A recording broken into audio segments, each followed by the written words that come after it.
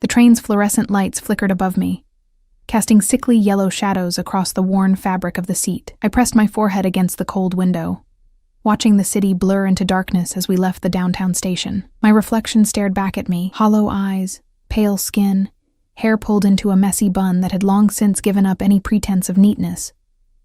3 double shifts in 4 days at the diner had reduced me to this, a ghost of myself, held together by caffeine and sheer stubborn will. The smell of stale coffee and grease clung to my uniform, no matter how many times I washed it.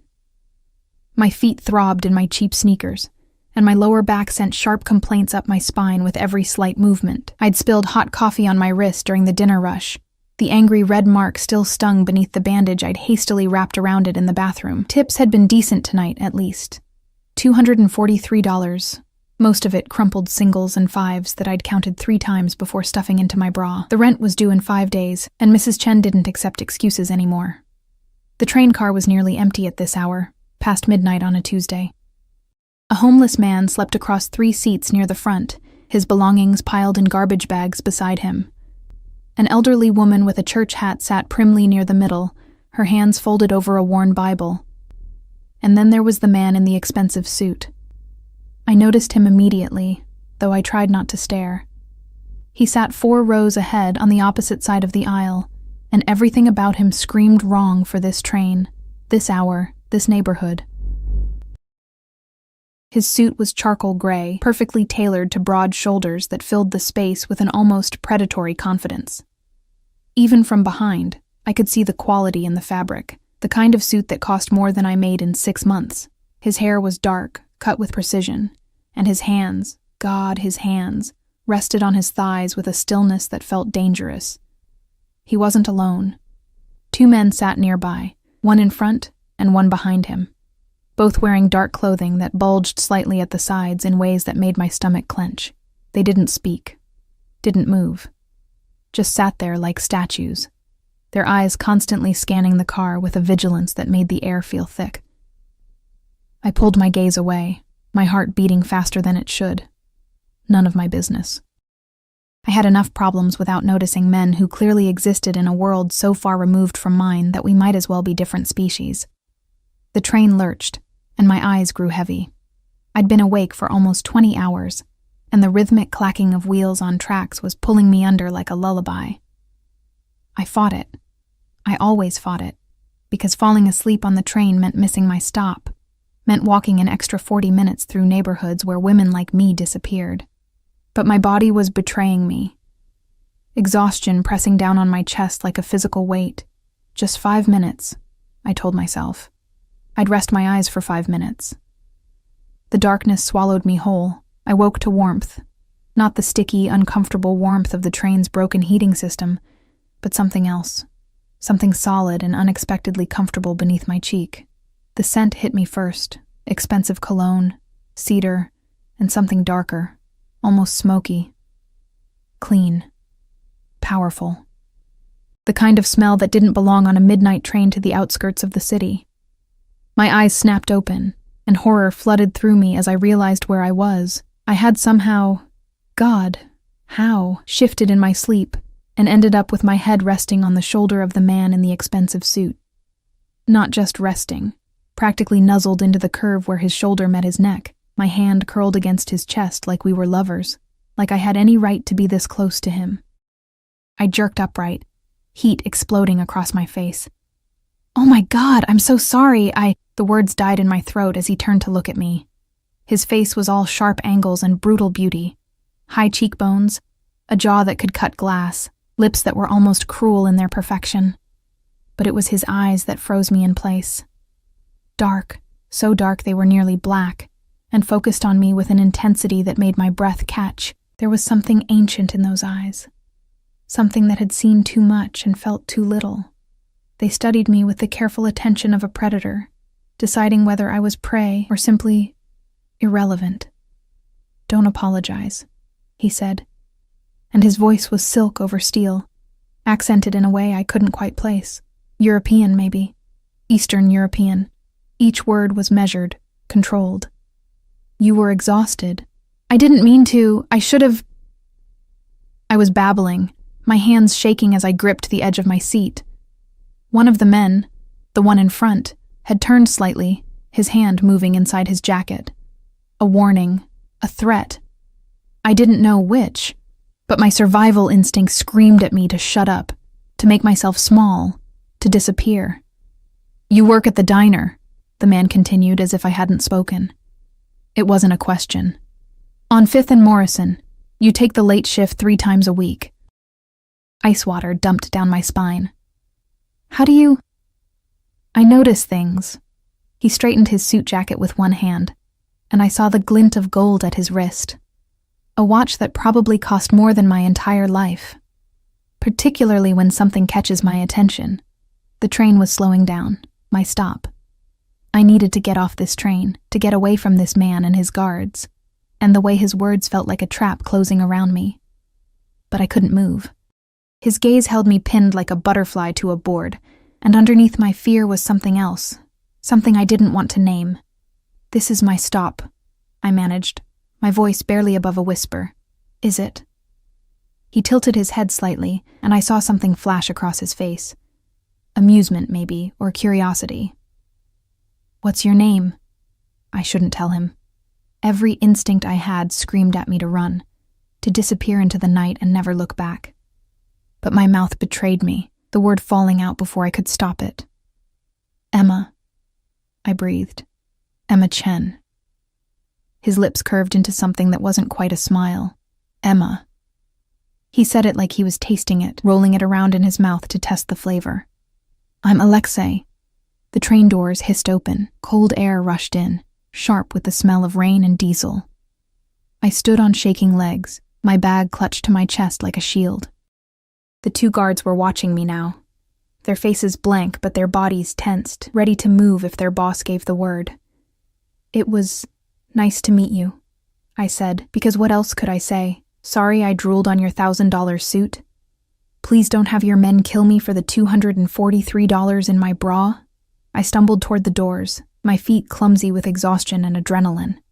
I was almost there, almost free, when his voice stopped me. "Emma." I turned, unable to help myself. He was standing now. And God, he was tall. Taller than I'd realized, with a presence that seemed to fill the entire car. The overhead lights caught the planes of his face, making him look almost otherworldly. Beautiful and terrible all at once. "Be careful walking home," he said softly. "It's not safe for a woman alone at this hour." There was something in his voice that made my skin prickle. A warning? A promise? I didn't know, and I didn't want to find out. I ran. The platform was empty except for a few stragglers, and I moved quickly toward the stairs, my sneakers slapping against concrete. My heart hammered against my ribs, and I couldn't shake the feeling of those dark eyes watching me, even though I knew he was still on the train, probably already forgetting about the exhausted waitress who'd used him as a pillow. The walk home took 35 minutes. I counted everyone, my hand wrapped around the pepper spray in my pocket, my eyes darting to every shadow. The neighborhood got worse the closer I got to my apartment. Graffiti-covered walls, broken streetlights, the occasional sound of shouting from behind closed doors. But it was home, or at least the closest thing I had to one. A 5th-floor walk-up with paper-thin walls and a radiator that only worked when it felt like it. I climbed the stairs slowly, my body screaming in protest. The hallway smelled like cooking oil and cigarettes, and I could hear Mrs. Patel's television through her door, the tinny sound of a Bollywood movie filtering into the corridor. My apartment was at the end of the hall, 3F, the brass numbers tarnished and hanging slightly crooked. I fumbled with my keys, my hands still shaking, and finally got the door open. The apartment was dark and cold.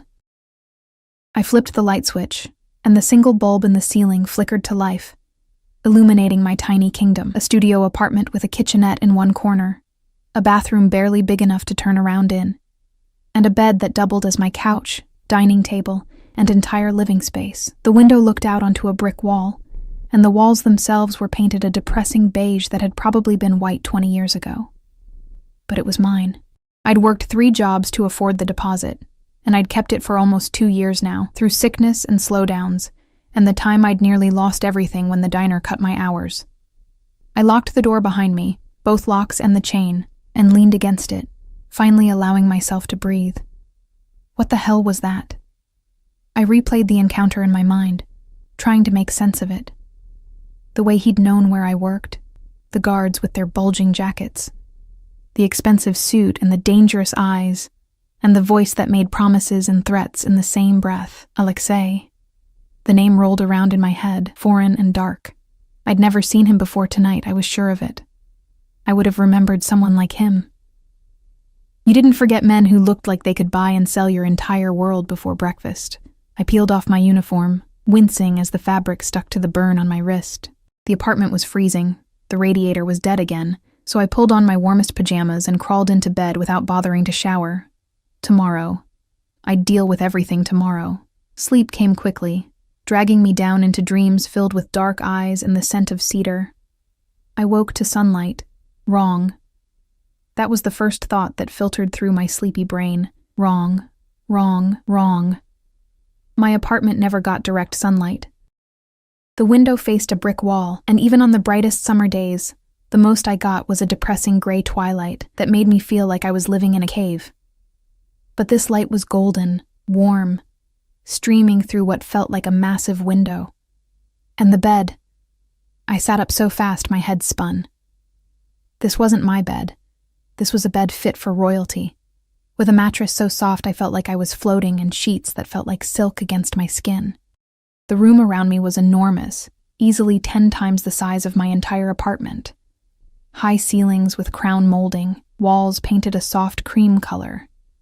Furniture that looked like it belonged in a museum. A massive wardrobe, a dresser with gold handles, a sitting area with a velvet couch and matching chairs, and the window. God, the window. It stretched from floor to ceiling, offering a view of manicured gardens that went on for what looked like acres. Trees swayed in a gentle breeze, and I could see a fountain in the distance, water sparkling in the morning sun. Panic seized my throat. I threw off the covers and saw that I was still wearing my pajamas, the worn flannel pants and the oversized t-shirt with the hole in the collar. But someone had removed my shoes. Someone had put me in this bed. Someone had taken me. The door opened, and I scrambled backward, my back hitting the ornate headboard. A woman entered, middle-aged, wearing a crisp black dress with a white apron. She carried a tray with what looked like breakfast, and she smiled at me like this was completely normal. "Good morning, Miss Chen," she said in accented English. "Mr. Volkov asked me to bring you breakfast. He hopes you slept well." Volkov.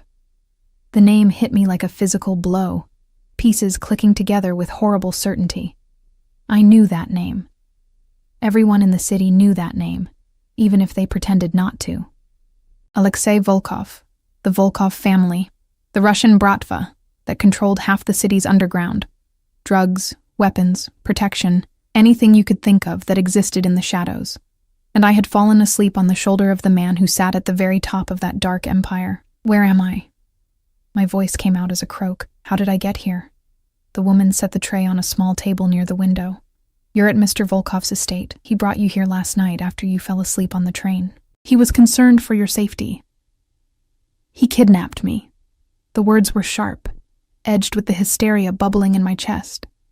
Her smile never wavered. "Mr. Volkov prefers to think of it as ensuring your well-being.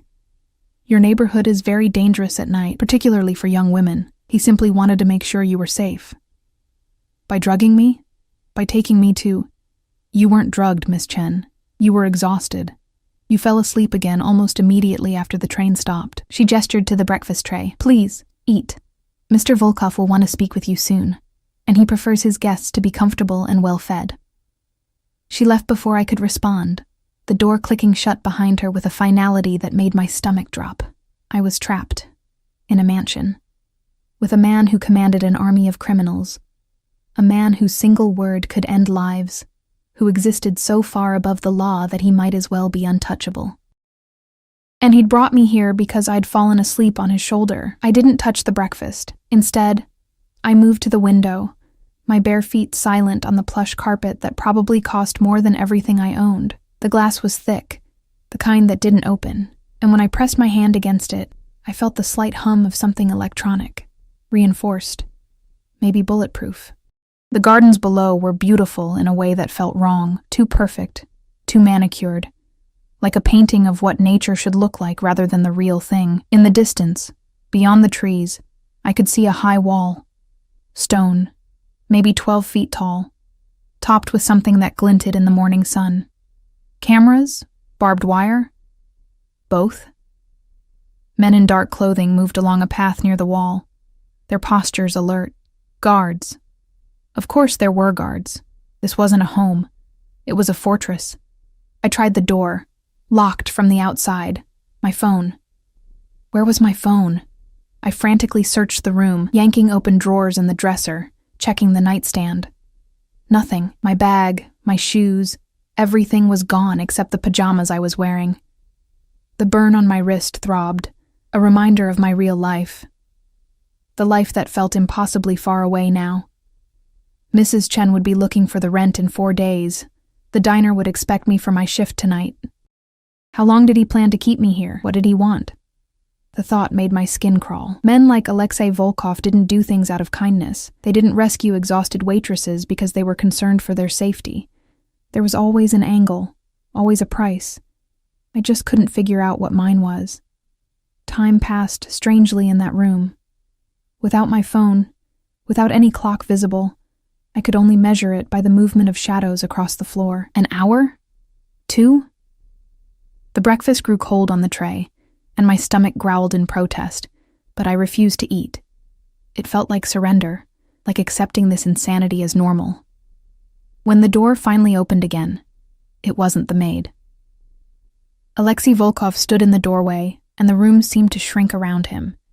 He'd changed clothes, now wearing dark slacks and a white shirt with the sleeves rolled to his elbows, revealing forearms corded with muscle and marked with scars that told stories I didn't want to know.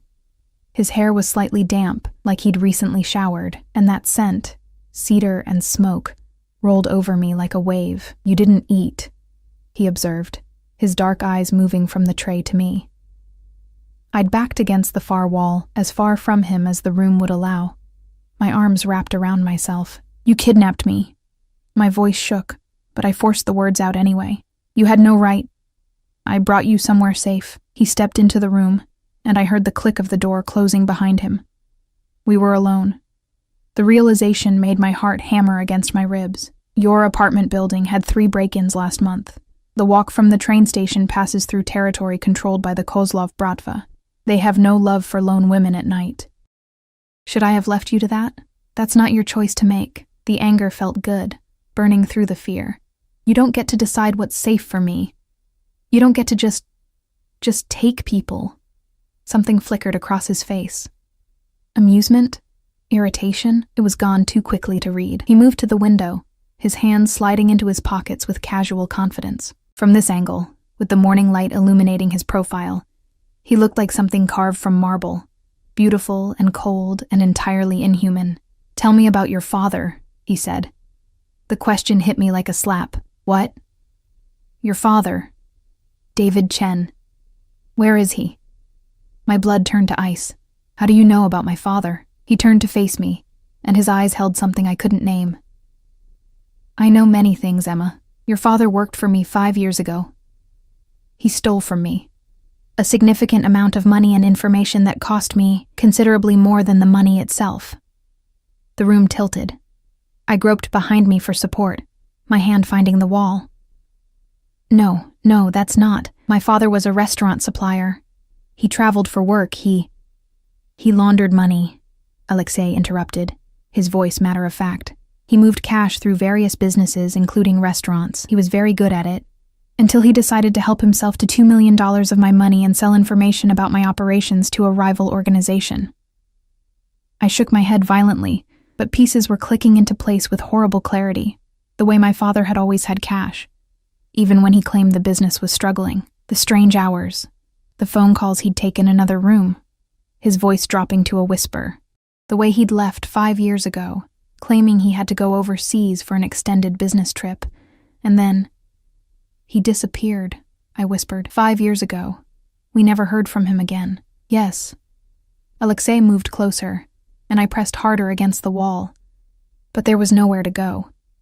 He stopped a few feet away, close enough that I could see the small scar above his left eyebrow. the exact shade of his eyes. Not quite black, but the deepest brown I'd ever seen. He ran. I've been looking for him since, but he's very good at hiding. I don't know where he is. The words tumbled out desperately. I swear, I haven't seen him in 5 years. I don't know anything about money or organizations or any of this.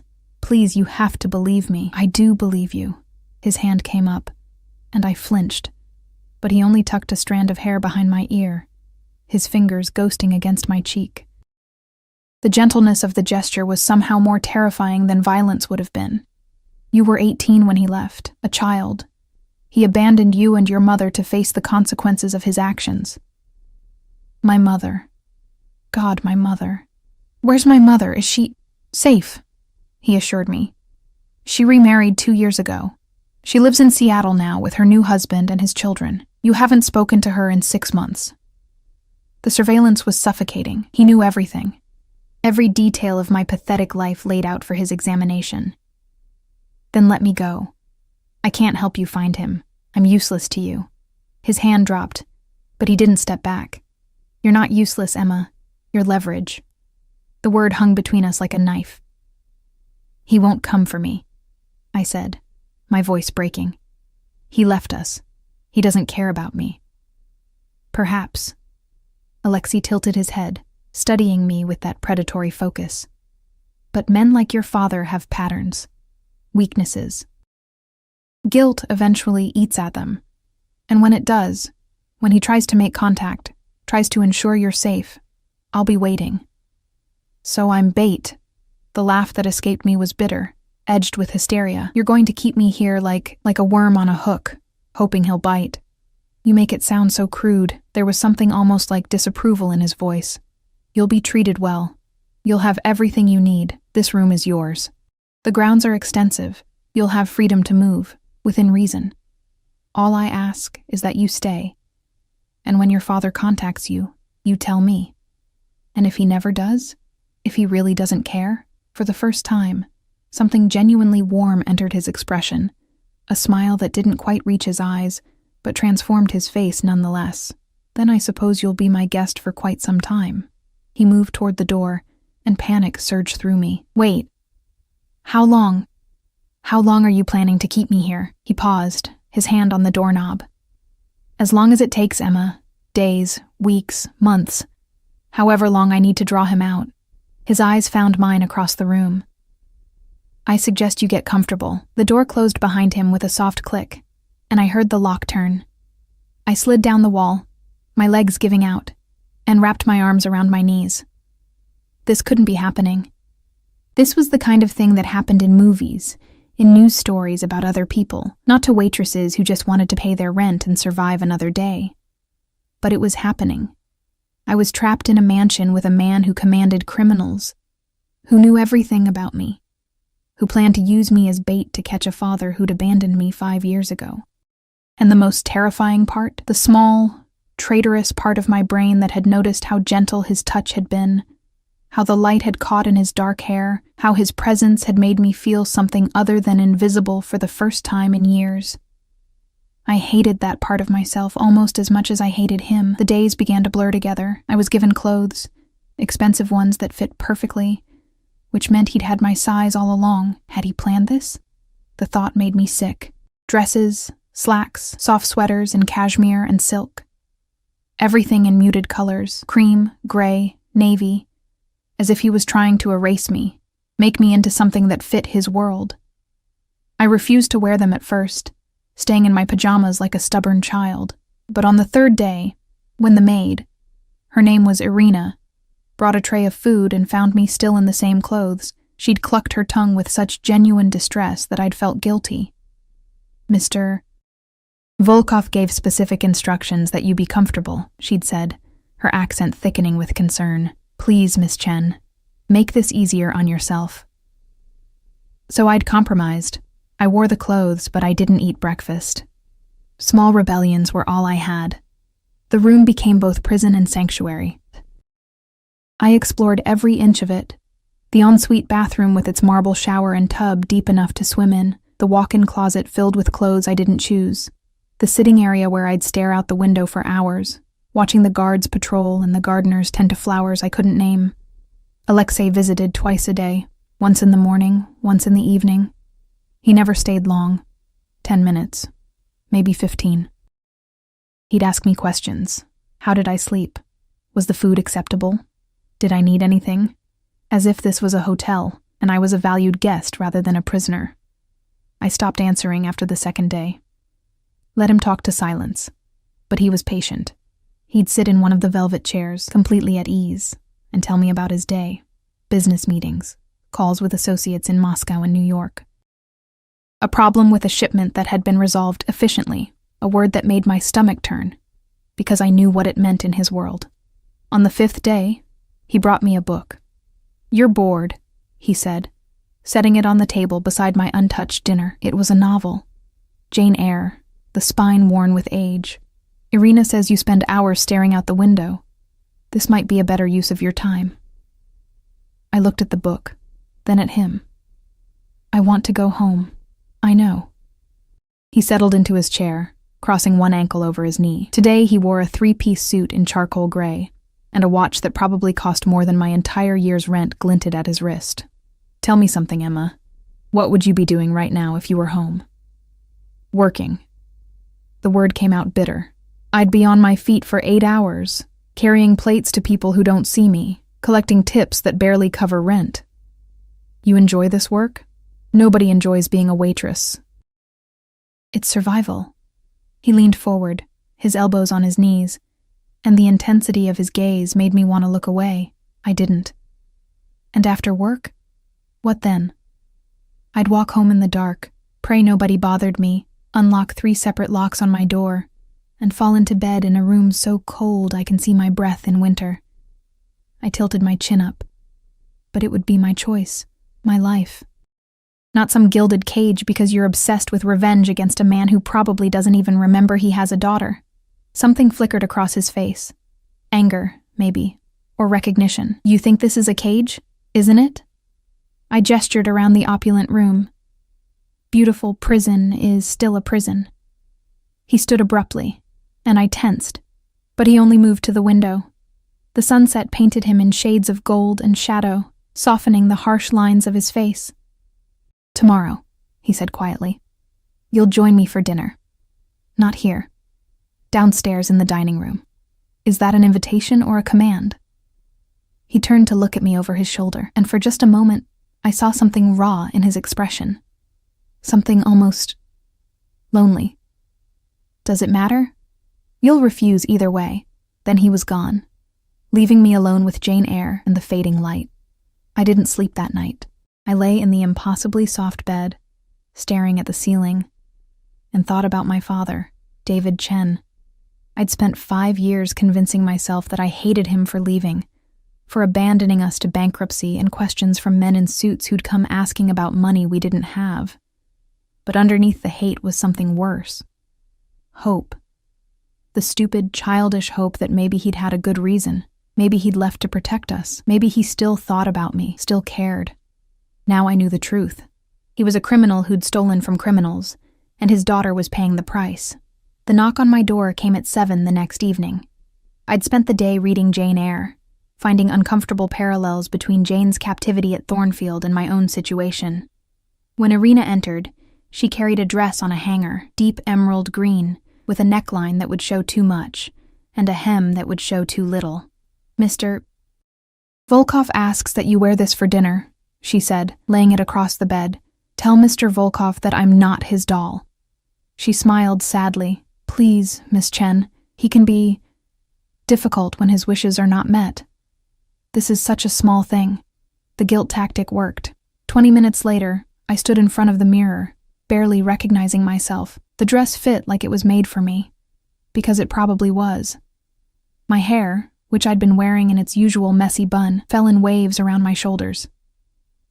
Irina had provided makeup, but I'd drawn the line there. I was already becoming someone I didn't recognize. I wouldn't paint my face to complete the transformation.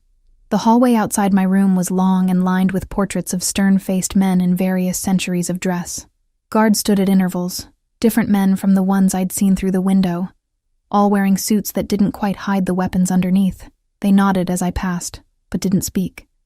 Irina led me down a grand staircase with a banister that gleamed with polish. The mansion revealed itself in pieces. High ceilings with crystal chandeliers, marble floors that echoed with each step, walls covered in art that probably belonged in museums. It was beautiful and cold, like everything else in Alexei's world. The dining room could have seated 30 people. Instead, a table for 2 had been set near the fireplace, where flames danced and crackled. Silver candlesticks, china so delicate it looked like it would shatter if you breathed on it. And Alexei, standing near the window with a glass of something amber in his hand. He turned when I entered, and his expression did something complicated. Emma. My name was almost reverent. You look like someone I'm not, I finished coldly. But his eyes said something different. They traveled over me slowly, and I felt that gaze like a physical touch. When they met mine again, there was heat there. Possession. Something that made my breath catch despite my anger. Sit, he said, gesturing to the chair nearest the fire. Please. I sat because my legs felt suddenly unsteady, and I hated myself for it. Dinner was served by silent staff who appeared and disappeared like ghosts. Course after course of food I couldn't name. Delicate fish with sauces that probably cost more than my weekly grocery budget. Vegetables arranged like art. Wine that tasted like liquid velvet. I forced myself to eat, my stomach finally overriding my stubborn pride. Alexei watched me throughout, barely touching his own food. He'd shed his jacket, and the white shirt beneath revealed the powerful lines of his body. A body built for violence, I reminded myself, for control. You're staring, I said, reaching for my water glass. You're beautiful. His directness was unnerving. No games, no pretense. Just raw statement of fact. I've thought so since the moment I saw you on that train, exhausted and invisible to everyone except me. You didn't see me before that night. I took a sip, needing something to do with my hands. Did you? A slight smile curved his lips. I saw you 3 weeks before. You spilled coffee on a customer who'd grabbed your wrist. You apologized even though he was the one at fault. I was having a business meeting at the restaurant across the street. I watched you through the window and thought, that woman is breaking herself for people who don't deserve her breath. The confession made my skin prickle. 3 weeks. He'd been watching me for 3 weeks. That's not romantic. That's terrifying. I know. He leaned back in his chair, swirling the amber liquid in his glass. I had you investigated that same day. I learned about your father within hours. About his betrayal, his theft. Do you know what I thought when I discovered David Chen's daughter was serving coffee for minimum wage? I didn't want to know, but I asked anyway. What? I thought, here is my revenge and my salvation in one. His eyes were dark fire. Your father took from me. You would be the payment of that debt. Simple, clean. But. There had to be a but. The intensity in his gaze promised complications. But then I saw you fall asleep on the train. He set down his glass with careful precision. You used me as a pillow, Emma. This body that men fear. This shoulder that has borne the weight of an empire built on blood. You curled against it like it was safe. Like I was safe. My throat tightened. I was exhausted. It didn't mean anything. It meant everything. He stood, and suddenly he was beside my chair, one hand on the carved wood back, leaning down until I could feel the heat of him. When was the last time someone made you feel safe? When was the last time anyone protected you, cared whether you ate or slept or survived another day? That's not... My voice cracked. You can't just kidnap someone and call it protection. Can't I? His hand moved to my face, cupping my jaw with a gentleness that belied the calluses on his palm. Your landlord is a predator who raises rent whenever he needs money. Your boss steals from your tips. The men in your neighborhood look at you like prey. But here, his thumb traced my cheekbone, and I hated how my body leaned into the touch. Here, you eat food prepared by a chef. You sleep in a bed fit for royalty. You're guarded by men who would die before they let harm come to you. Tell me, Emma, which life is truly the cage? I jerked away from his touch, Standing so abruptly, my chair scraped against marble. The one where I don't have a choice. You don't get to rewrite reality because you've convinced yourself this is noble. You took me because you wanted leverage against my father. Everything else, the clothes, the room, this dinner, it's just dressing up the truth. His jaw tightened, the only sign I'd struck a nerve. You're right. I took you for leverage. But I keep you because... He stopped, something flickering behind his eyes that looked almost like uncertainty. Because what? I challenged. Because when you look at me, you don't see the monster. His voice dropped to barely above a whisper. Everyone in my world sees what I've built, the power, the fear, the blood, but you? You see the man who let a stranger sleep on his shoulder, and I find I'm not ready to lose that. The vulnerability in his confession scared me more than his threats ever could. This wasn't supposed to happen. He was supposed to be simply evil, straightforward to hate. But the man standing before me looked lost, and something in my chest twisted painfully. I want to call my work, I said instead, redirecting desperately. They'll think I abandoned my job. I need the money, I've handled it. He moved back to his chair, and the moment of rawness was gone, replaced by cool efficiency. I sent word that you had a family emergency and needed extended leave. Your position will be held for you. You can't just... I can. I did. He drained his glass. Your rent has been paid through the end of the year. Mrs. Chen received a cashier's check with a note explaining you'd come into a small inheritance. I stared at him, my mind reeling. You're erasing my life. I'm removing the obstacles that kept you trapped in survival mode. He met my gaze squarely. When you eventually leave here, if you leave, you'll have choices you never had before. Money saved. No debt hanging over you. Freedom to decide what you actually want, rather than simply enduring what life forces on you. I don't want your blood money. The words came out harsh. My money is no more stained than the tips you earned serving men who undressed you with their eyes. His voice was cold now, businessman rather than the almost vulnerable man from moments ago. At least I'm honest about what I am. We stared at each other across the candlelit table, and I felt something shift between us. Dangerous territory. The kind where captor and captive started to blur, where Stockholm Syndrome wrapped its tendrils around common sense. I want to go outside, I said finally. You said I'd have freedom to move within the grounds. I want that. Tomorrow. Something that might have been relief crossed his face. I'll arrange it, but he held up a hand when I started to interrupt. You'll have a guard, non-negotiable.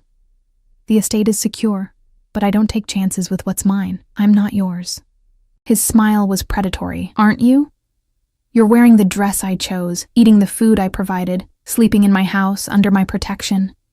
Your father made you mine the moment he stole from me. Everything else is just details.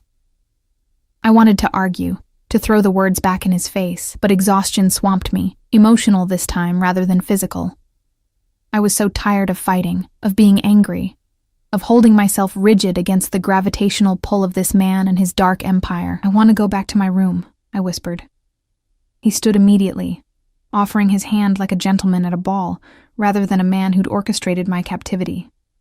I'll walk you. That's not necessary. No, he agreed. But I want to. I ignored his hand and walked toward the door. He followed at a respectful distance, and somehow that was worse than if he'd tried to touch me. The mansion felt different at night, shadows pooling in corners, the artwork seeming to watch with disapproving eyes. Guards nodded as we passed. Staff disappeared into doorways. Everyone in this house moved around Alexei like he was the sun, dangerous and necessary all at once. At my door, he stopped. Emma. I turned, my hand on the doorknob. Your father will surface eventually. Men like him always do. And when he does, I'll have my revenge. His eyes were bottomless in the dim hallway light. But until then, I find I'm in no hurry. Having you here, it's reminded me that not everything must be about blood and debt. What's that supposed to mean? He reached out, tucking a strand of hair behind my ear just as he had that first day. It means you're safer with the monster you know than the world that would devour you. Sleep well. Emma Chen. He walked away, his footsteps echoing on marble, leaving me standing in the doorway with my heart pounding and my mind spinning with thoughts I definitely shouldn't be having about my captor. I locked myself in, though the locks were on the outside too.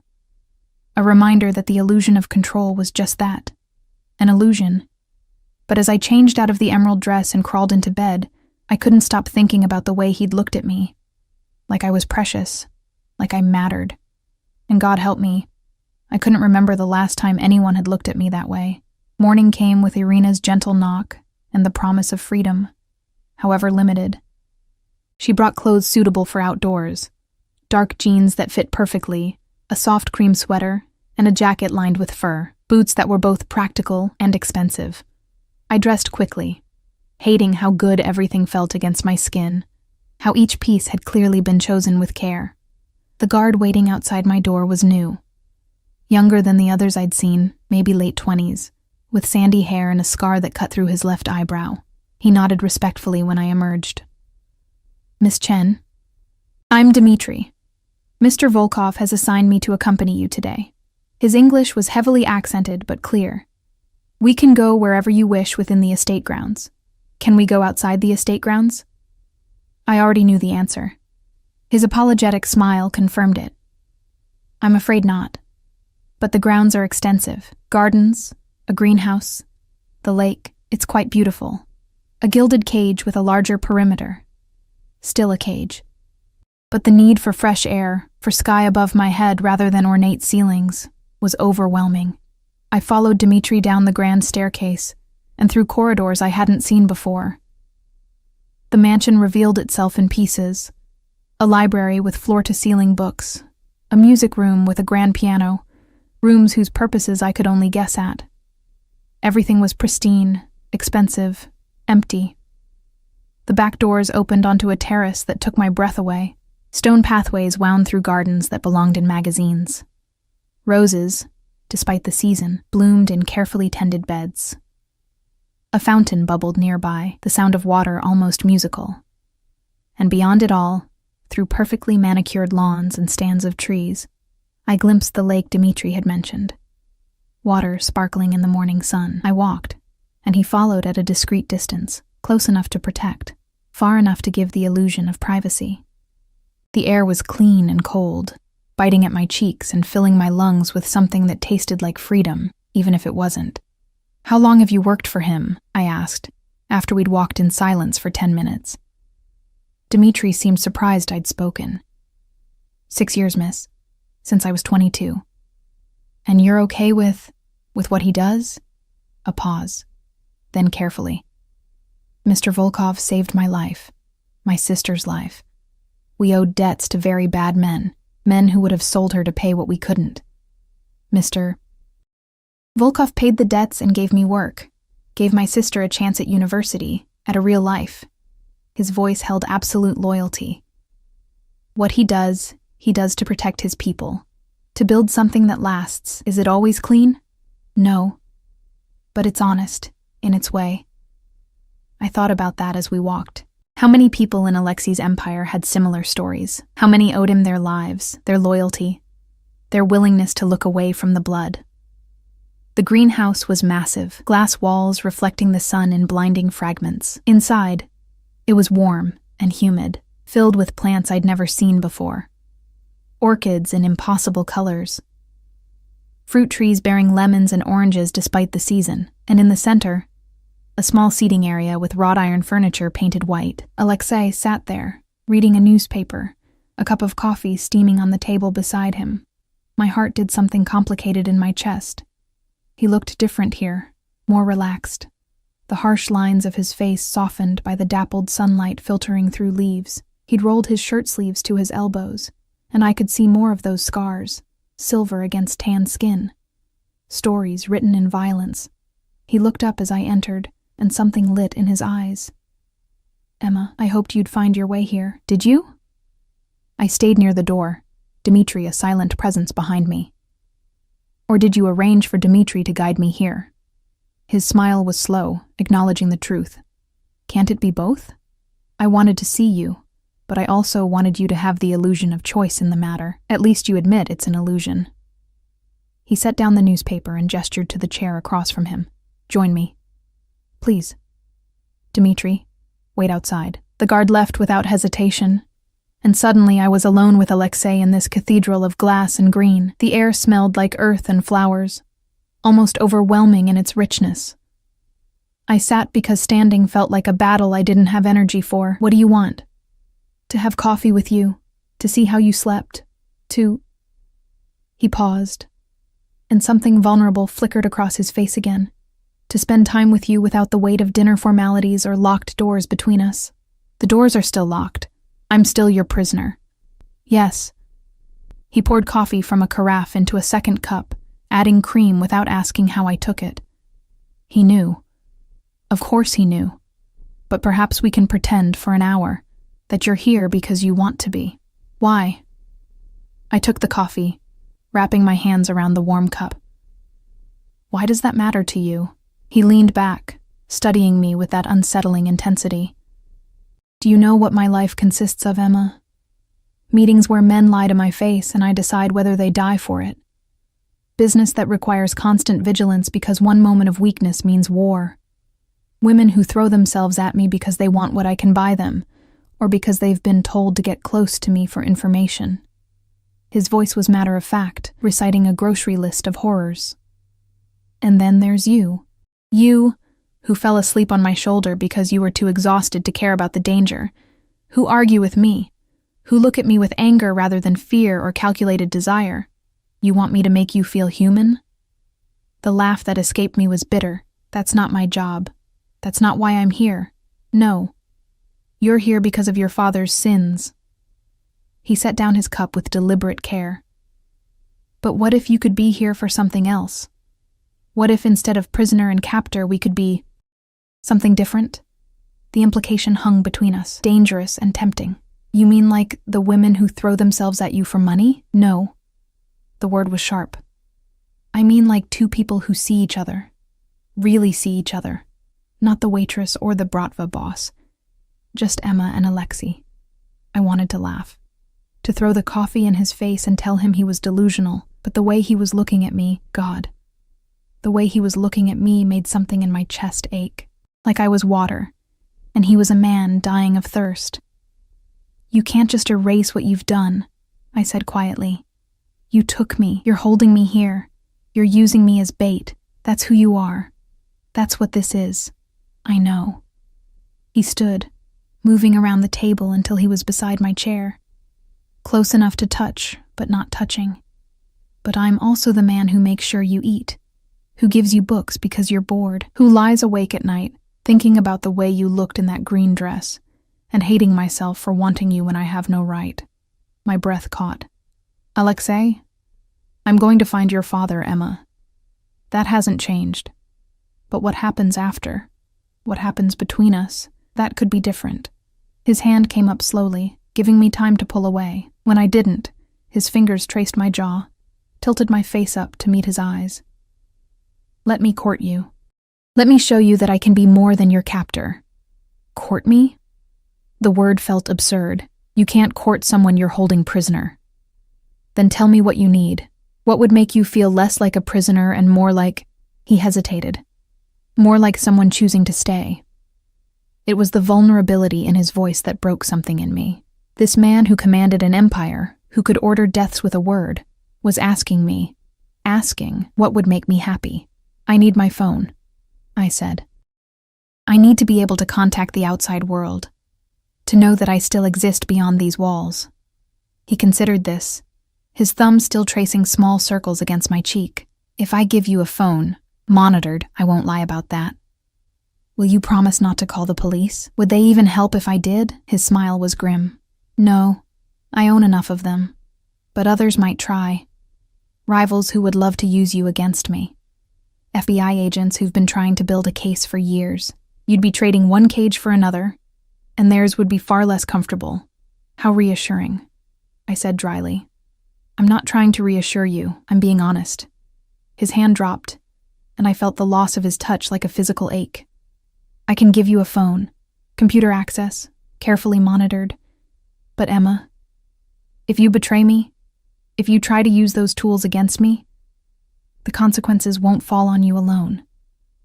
Your mother in Seattle, her new family, even Mrs. Chen, your former landlord.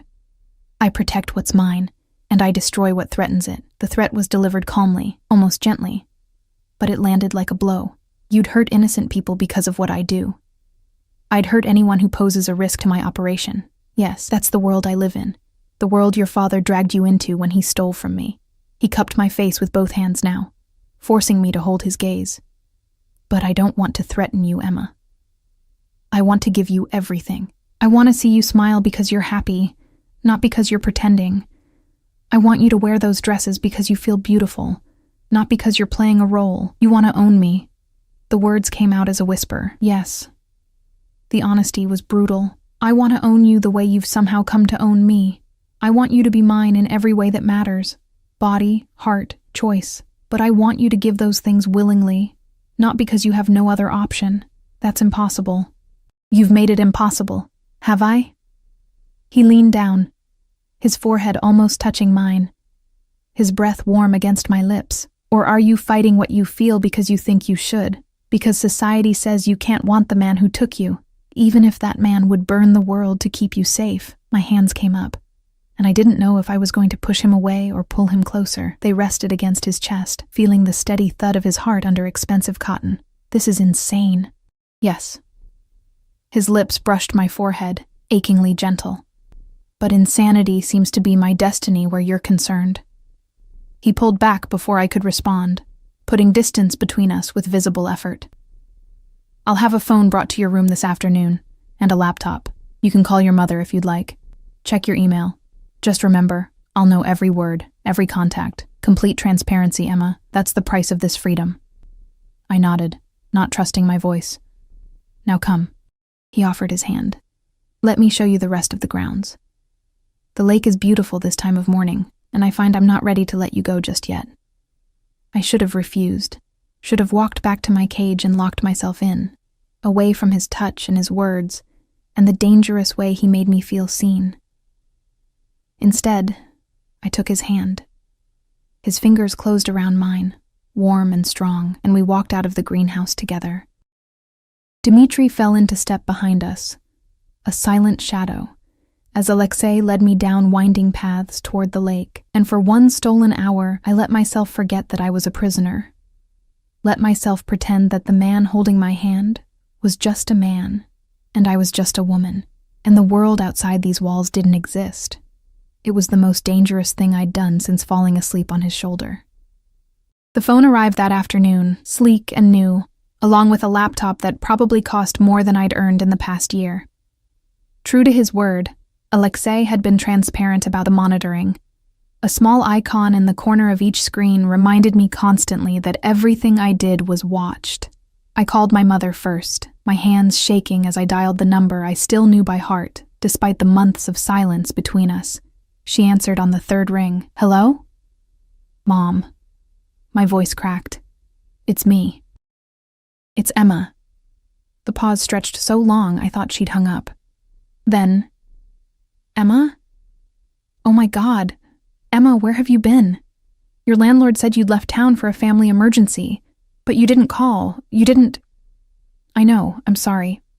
I'm okay, what could I say? I've been kidnapped by a Russian mobster because Dad stole from him. I needed some time away to figure things out. We talked for 20 minutes, her voice filling in the details of her new life. Her husband, Tom, his teenage daughters who were finally warming up to her, the house in Seattle with the view of the mountains. She sounded happy in a way I'd never heard before, and it made something in my chest both ache and heal simultaneously. Come visit, she said before we hung up. Once you're settled, wherever you are. I want you to meet Tom properly. I want you to be part of this. I will. I promised, knowing it was likely a lie. I love you, Mom. I love you too, baby. So much. After we disconnected, I sat staring at the phone for a long time. Alexei's threat echoed in my mind. If I betrayed him, she'd suffer, her new family. The happiness I'd heard in her voice, all of it could be destroyed with a word from him. The laptop beckoned. I opened it, navigated to my email. Hundreds of unread messages, most of them spam. But there, buried among the junk, was one that made my blood run cold. The sender was listed as DC, my father's initials. The date was from 3 days ago. The subject line read, "I'm sorry." My hands trembled as I clicked it open. "Emma, I know I have no right to contact you after all this time. I know what I did. Leaving you and your mother to face the consequences of my choices was unforgivable. But I've been watching from a distance, making sure you're safe, and I've seen that you're no longer at your apartment, that you've disappeared. If Volkov has found you, if he's using you to get to me, I need you to know. I'm coming. I'll turn myself in. I'll face whatever he wants to do to me. But I won't let him hurt you. I'm your father. I failed you once. I won't fail you again. Meet me at the old pier on Miller's Bay, November 20th at midnight. Come alone. We'll figure this out together. I love you. I always have. Dad, the date, November 20th. That was tonight. I stared at the screen, my mind racing. This was it, the moment Alexei had been waiting for, my father surfacing, offering himself up. All I had to do was tell Alexei, and this would be over. I'd be released. My debt, my father's debt, would be paid. But my father would die. I knew that with absolute certainty. Men like Alexei didn't forgive betrayals that cost them millions and nearly destroyed their operations. They took their revenge in blood. A knock on my door made me jump. I closed the laptop quickly, my heart hammering. Come in. Alexei entered, and one look at my face told him everything. What happened? Nothing. I called my mother. It was emotional. He moved closer, his eyes searching mine. You're lying to me. It wasn't a question. He glanced at the laptop, then back to me. What did you find? I could lie. Should lie. But his eyes held mine, and I remembered his words in the greenhouse. Complete transparency, Emma. That's the price of this freedom. My father contacted me. The words felt like stones. 3 days ago. He wants to meet. Alexei went very still. Where? If I tell you, you'll kill him. Yes. No hesitation. No pretense. He stole from me. Betrayed me. Caused the deaths of 3 of my men when he sold information to the Kozlovs. His death is already written, Emma. The only question is when and how. He's my father. My voice broke. He's the only father I have, and yes, he's a bastard who abandoned me. But I can't. I can't just hand him over to die. Alexei cupped my face, his touch achingly gentle despite the violence in his words. He handed you over the moment he took my money. Everything that's happened since, you being here, me wanting you, this impossible situation we're in, it all stems from his choices. Not yours, not mine. His. Then let him go. I gripped his wrists, desperate. You have money. You have power. What's $2 million to you? What's one man's betrayal when you have an empire? It's not about the money. His voice was soft, almost sad. It's about the message it sends. If I let your father walk away unpunished, every man in my organization will think betrayal is negotiable. They'll think they can steal, sell secrets, cost lives, and face no consequences. I'll lose everything I've built, not because of money, but because of perceived weakness. So I'm just supposed to watch you kill him? Live with that? No. He pulled me against his chest, one hand cradling the back of my head. You're supposed to trust that I'll do what's necessary, and then let me spend the rest of my life making it up to you. Let me give you everything your father never could. Security, safety, a life without fear. Let me be the man you deserve instead of the one who failed you. I pushed away from him, anger flaring hot. You can't replace my father by killing him. That's not how this works. Then what do you want, Emma? He spread his hands. Tell me what you want, and if it's in my power, I'll give it to you. I want you to let him go. That's the one thing I can't do. We stared at each other, the impossible gulf between us suddenly painfully clear. He would kill my father. I couldn't forgive that. No matter what he'd done to me, no matter how he'd made me feel, this was the line. When is the meeting? Alexei asked quietly. I could still lie. Could send him to the wrong place, the wrong time. give my father a chance to run, to disappear again. But then I thought about Alexei's threats. My mother, Mrs. Chen. All the innocent people who'd suffer if I betrayed him. Tonight, I whispered. Midnight. Miller's Bay Pier. Something that might have been pain flickered across his face. You told me. You gave me no choice. I gave you exactly a choice. You chose your mother's safety over your father's life. You chose the innocent over the guilty. He moved to the door, his hand on the knob. That's not weakness, Emma. That's strength. It doesn't feel like strength. Tears were streaming down my face now. It feels like betrayal. He paused, his back to me. Your father made his choices. You're not responsible for the consequences. Remember that. When you hate me later. Then he was gone, and I collapsed onto the bed, sobbing into pillows that smelled like cedar and smoke, and the man who was about to destroy what was left of my family. The hours until midnight crawled by with agonizing slowness. I tried to read, to distract myself, but the words blurred on the page. Finally, around 11, I made a decision. I was going to that pier. If my father was going to die because of me, the least I could do was face it. Getting out of my room was easier than I expected. The door was unlocked, and the guards in the hallway nodded to me as I passed. They didn't try to stop me as I made my way downstairs and out through the kitchen entrance. Either Alexei had given orders to let me go, or they assumed I couldn't get far anyway. They were right. Dmitri materialized from the shadows as I crossed the lawn, his expression apologetic. I'm sorry, Miss Chen, but I can't let you leave the grounds alone. Then come with me. I kept walking toward the garage, where I'd seen the vehicles earlier, but I'm going to that pier, with or without permission. He hesitated, then spoke into a radio in rapid Russian. A response crackled back. He sighed. Mr. Volkov says I'm to drive you. But you stay in the car, yes, no matter what happens. I agreed, though we both knew it was a lie. The drive took 40 minutes, Dimitri's sleek black SUV eating up the miles of highway between the estate and the bay. Miller's Bay was an industrial area, mostly abandoned now. Old warehouses and piers that had once serviced cargo ships. The pier my father had specified jutted out into dark water, illuminated only by a half-moon struggling through clouds. Dmitri parked in the shadows of a warehouse. Wait here, he said firmly. Please, Miss Chen. Mr. Volkov will have my head if anything happens to you.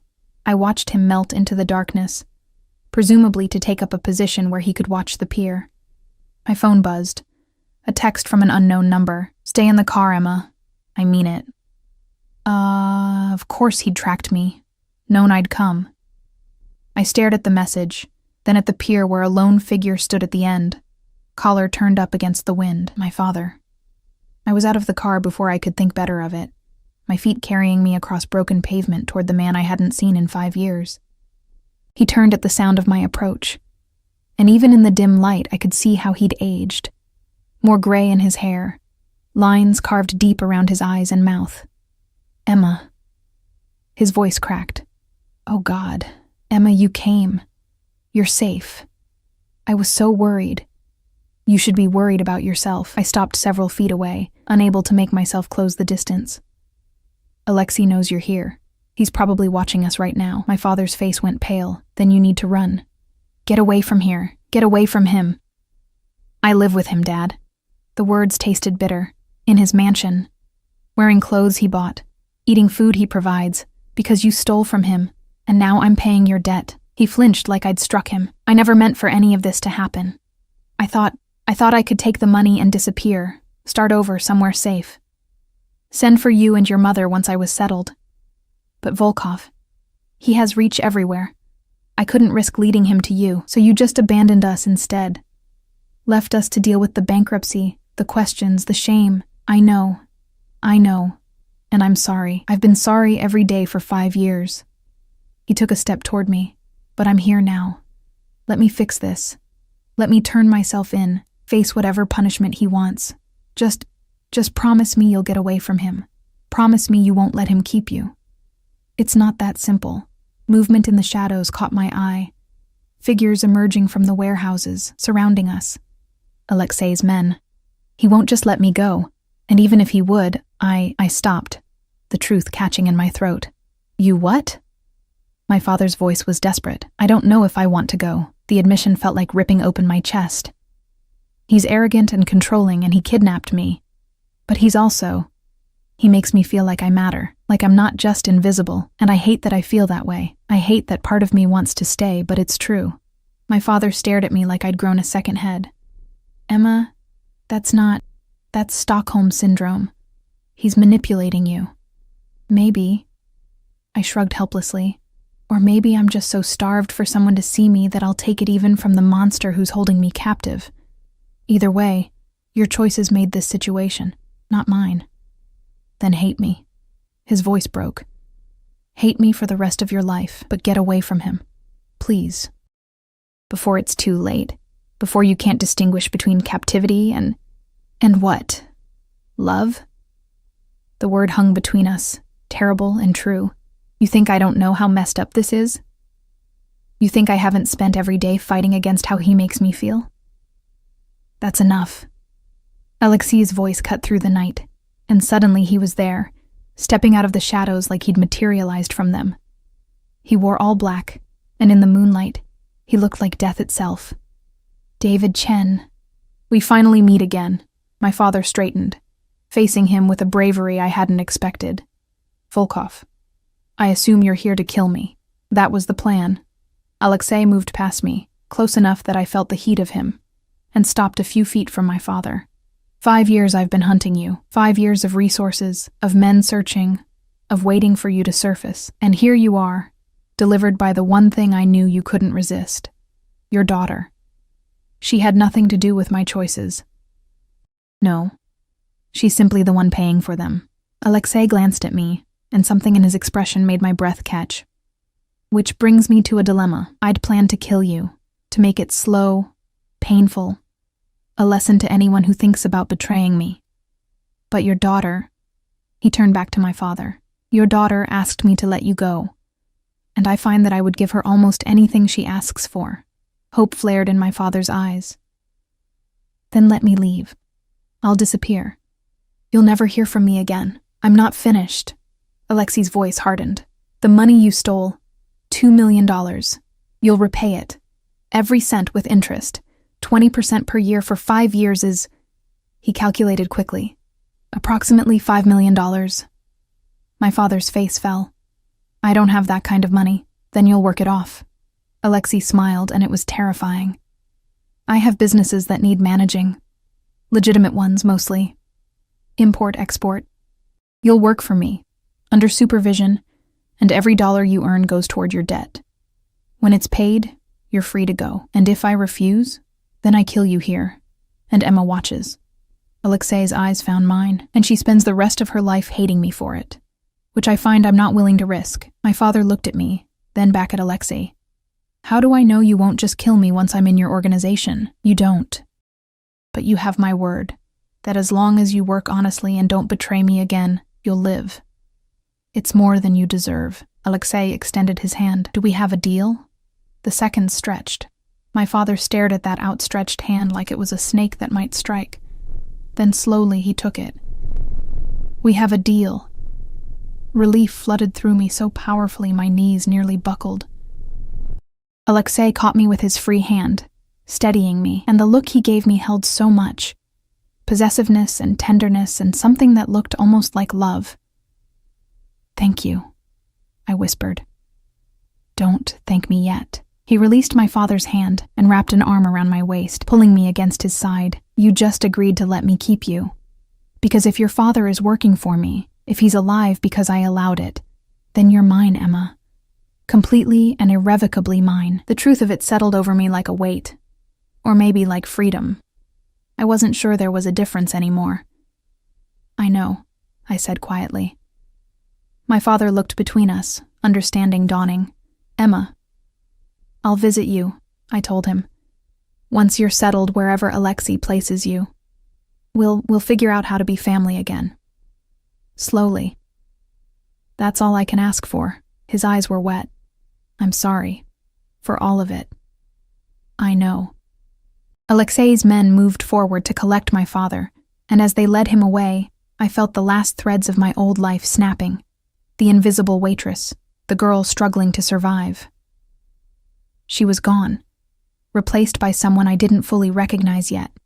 "You could have killed him," I said, as we walked back to where Dmitri waited with the SUV. "You wanted to." "Yes." Alexei opened the door for me, his hand lingering at the small of my back. "But I wanted you more, and I'm learning that when it comes to you, I'll compromise things I never thought I could. That's not healthy." "No." He climbed in after me, pulling me across the seat until I was pressed against his side. "But neither is falling for the woman you kidnapped. Yet here we are."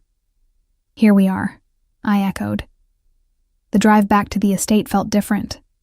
I wasn't a prisoner anymore. Or maybe I was.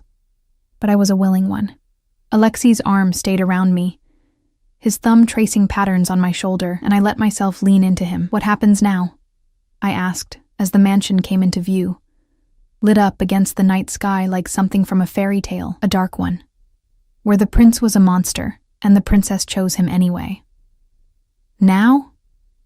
He pressed a kiss to my temple. "Now I court you properly. I take you to dinners and operas and anywhere else you want to go. I introduce you to my world, not as a prisoner, but as someone who belongs at my side. And eventually, if I'm very lucky, you'll stop fighting what you feel and admit that you want this as much as I do." Arrogant. Honest. He turned my face toward his, and his eyes held promise and threat in equal measure. "I'm not a good man, Emma. I'll never be what society thinks you should have. But I'll protect you, provide for you, worship you. And I'll make sure that every single day you know exactly how much you matter." He kissed me then, and it was nothing like I'd imagined. It was gentle and fierce all at once, claiming and asking permission simultaneously. When he pulled back, I was breathless. "I hate that I want this," I whispered against his lips. "I know." He smiled, and it transformed his face into something almost beautiful. "But you'll learn to accept it. We both will." The SUV stopped at the mansion's entrance. Alexei helped me out, his hand never leaving mine, and we walked inside together, the monster and his willing captive, the Bratva boss and the waitress who'd somehow become his salvation. It wasn't a fairy tale ending. It was messy and complicated, and probably unhealthy in more ways than I could count, but it was mine. We were mine. And as I let him lead me upstairs to a bedroom that would now be ours rather than just mine, I realized something. Sometimes freedom isn't about escaping your cage. Sometimes it's about choosing to stay with the person who makes you feel like you finally matter. Even if that person is the one who locked the door in the first place. 3 months later, I stood in that same greenhouse where he'd first asked to court me, wearing a dress the color of midnight, and said yes when he asked me to marry him. My father was there, still working off his debt, but smiling through tears. My mother flew in from Seattle, shocked, but eventually accepting. It wasn't conventional. It would never be conventional, but it was ours, built on broken rules and impossible choices, and the strange truth that sometimes the worst thing that happens to you becomes the best thing you never knew you needed. And when Alexei Volkov slipped a ring on my finger and promised to spend his life making sure I never felt invisible again, I believed him, because monsters, I'd learned, could be surprisingly good at keeping their promises.